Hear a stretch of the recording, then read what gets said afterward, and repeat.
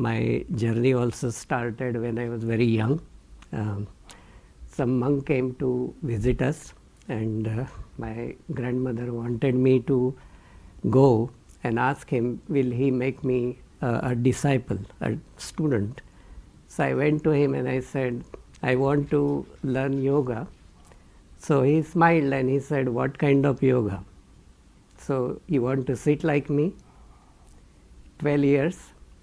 You want to put your leg into the neck in 12 minutes? So I said, I don't know. Let me go and ask my mom. Was the better choice. So anyway, then as I grew up further, both of my grandparents, they were judges into the court. But same time, they were also known yoga masters. So we always have a lot of variety of people who are into the spiritual traditions come and stay with us, and then we have to do a lot of things and I get to hear them. So my grandfather started asking me every time I take shower when I was around 8 years old, what do you live for? So I said, I don't know. Maybe for love or for gratitude and blah, blah, blah. He said, no, no, no, no. So it went on for a while. And then one day I started opening the bigger books like Shakespeare and find heavy words and say, that will work. Didn't work. So one time I was playing outside and I came running and it came very strongly to me, service. So I went to him and I said, this is what my purpose is. This is what I live for. And he said, that's it. So next morning when I was ready, he didn't ask me the question. I was very happy. So I said, now it's my turn to give back to him. So I started saying, I'm brushing my teeth, service to my teeth. I am combing my hair, service to the hair. I am eating food, service to my belly. And he was very patient. He was saying, that's good, that's good. He was busy into the course, the clients coming, and I will tease him. Oil massage, service to my skin. I say, yes, yes, keep it up. But after a week, I realized that there is nothing I am doing which is not service. I thought I gone crazy. So I ran to my grandmother and I said, something weird happened because there is nothing I am doing which is not service. So that's how it began. So the whole life, every mission I created was built on this model of service. Do something for somebody. Then my grandmother said that service is also a big responsibility. Doing something for somebody is a privilege. So that I want to do things, but the person who wants to receive also should be willing to do so. Not too long ago, I saw an example in San Francisco that somebody bought a sandwich for a homeless person, and it was a chicken sandwich. And the man politely said, I appreciate your gesture, but I eat vegan food. So this is of no use to me. So if you had asked, maybe I would have told you.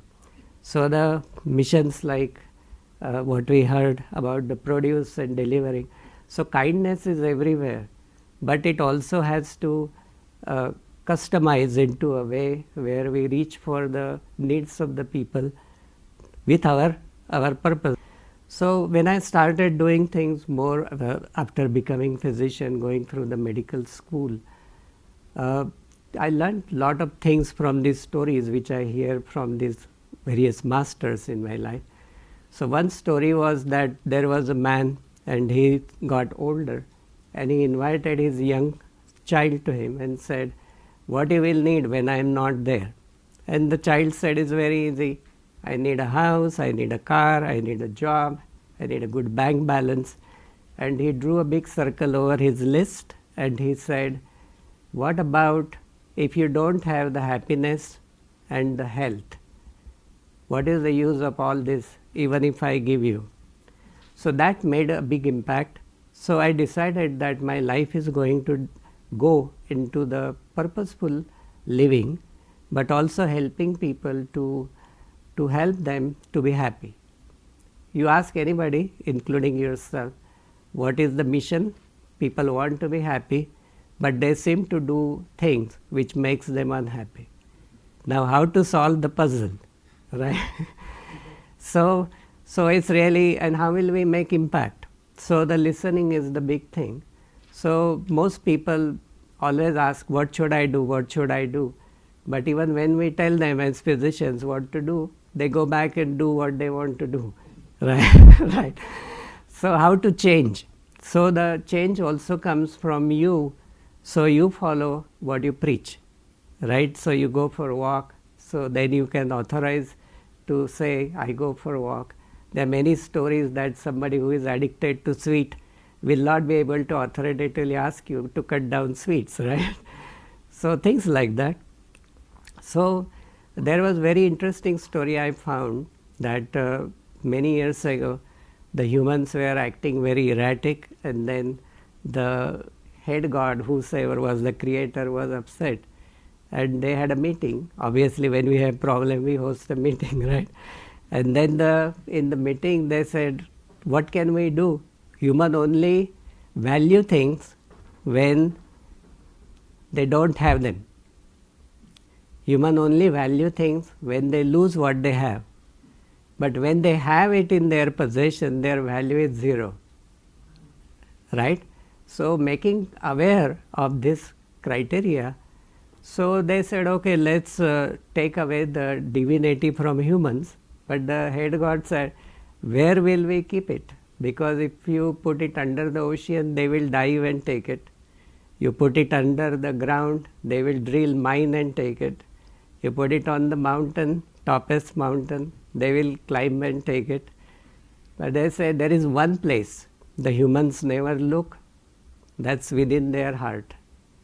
Right? So every religion teaches you that the God's permanent resident address is in your heart. So that's the last place. We look for that everywhere outside. Same thing with the happiness. We can create it for ourselves, right, as we go. So then I made my mentor Mahesh Yogi, and he was always talking about invincibility, global peace, how we can impact people, make the change. So a lot of things I will not understand. I was very young, but slowly things started making a lot of sense. So the value of meditation, but also proving them objectively. So I grouped all of my offerings into a criteria to what we are offering, define that, what our strength is, our service. Then anything supports that service, support those as a second level. Education, the knowledge is very, very important aspect. Teach people how to do it, because you cannot do everything. Many hand makes the difference. And then do research, also track the evidence, because then you can show people how you make that impact. And also create friends, affiliates in different segments, so we can work together. So out of that, many, many beautiful missions came forward. We had our Indian Community Center, South Asian Heart Center, so many. So the goal was, when we created the community center, we thought a mission is that most of the time people fall apart from each other the moment we start saying, I am man, woman, old, young, engineer, doctor, right? So why not unite people first? Rather than thinking what separates us from each other, we think what unites us together into the place. Then think of how to serve them at where they want to be. And then the third is celebrate the outcomes of the transformations, and then create the stories. So I created a card, and it said, you are very special to me, and I give it to everybody in our neighborhood. So it's like there is Barry, he meets somebody every day, 20 years, but that person actually never asked Barry, what's your name, where you live. So when we moved to a neighborhood, I went to every house and we told this is the house we moved in, he's my son. So a lot of people are saying, so what? Right? A lot of people move in and out. So, but then eventually say, do you know this? Do you know him? Do you know her? All this way. And then we were able to figure out a tool where now in our community everybody knows everybody by names. And then with that card, you say, I give each person 365 cards for the whole year.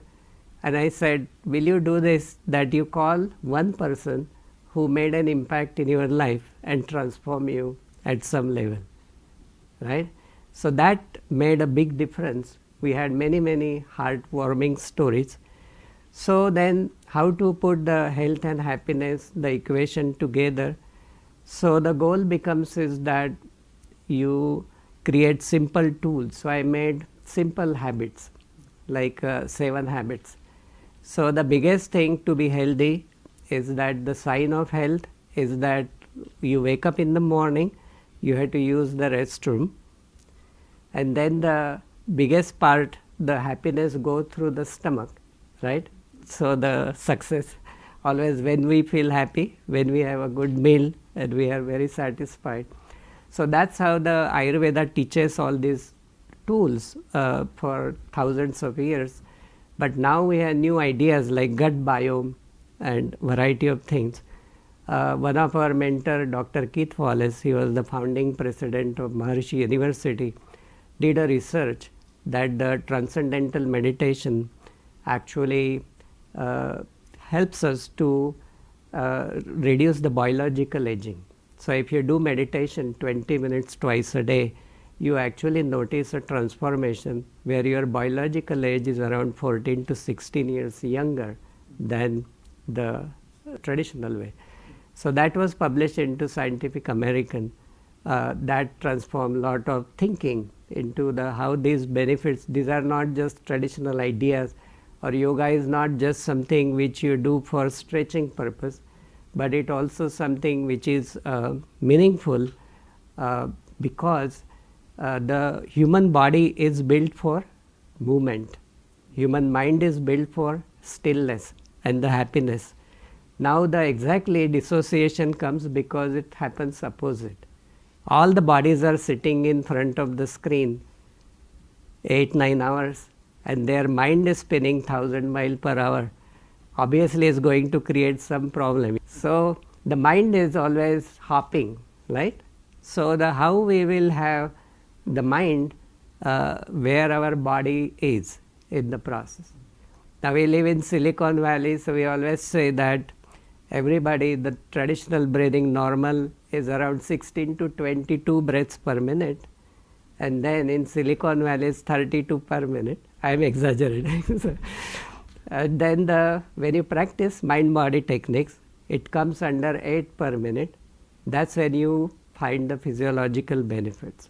So the law of nature is the action and rest, right? So when I lift one leg, the other one is resting. So the same way you give periodical rest. Lot of things happen into the processing. How to enjoy the experience, right? The knowledge is one thing, reading a book is something, but if somebody shows you how to do it, it's much more effective. So one of my friend, she went in Australia and her grandmother was giving her cooking lesson and she told her exactly what to do. And she said, nothing came out as we wanted. Why? Because you didn't tell me to turn on the stove, right? So the common sense is the most uncommon in most of the times. So the goal becomes for this lifestyle. So the cooking, the culinary skills have disappeared. A lot of people do struggle. So using these models from Ayurveda, we are able to see a lot of amazing changes into the blood cholesterol, heart disease, diabetes, all these things. Now many years ago, people didn't come to the hospital for any other condition but accidents or infections. Now the 80-90% problems what we encounter, they are essentially based on something which you can prevent. And that is why the value of mind-body techniques, purposeful living, spirituality into healthcare, values, communication, togetherness, all these are very, very important. In 1999, there was a trial done by Mayo Clinic, which also proved that people who live in communities or work together, volunteer, find purpose, they not only remain happy, but their productivity is very, very optimal. It's actually more than 100%. And they become an instrument to everybody else. And the last part into that is that when we become productive, I used to think I want to do this, but my grandparents taught us that if you want to change the world, the change starts with yourself. So if I am well, if I am happy, I radiate that wherever I go, and hopefully it will also inspire you to do the same, and anything you do. So I started all these missions with no support, just the vision. Now we have our work spread out over 140 countries based on consciousness, neurosciences, lifestyle, behavior, culinary medicine, precision medicine, so on, so many things. That is all exciting. And now as we see, I feel very happy that everybody seemed to also align with the same purpose. And then that brings the mission to the fruition that let's all come together, unite. And in India, the highest notion is Vasudhaiva Kutumbakam. That means the world is our family. So anywhere we go, everybody is part of our life. And then if we make an impact even in one life, our life is successful because they allow us to do something for them. So that's how I'm going to end it. I put some slides for you to see.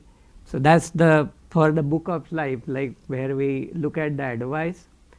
But we have the tools, but we should know how to use them. This was a billboard I saw when I was driving.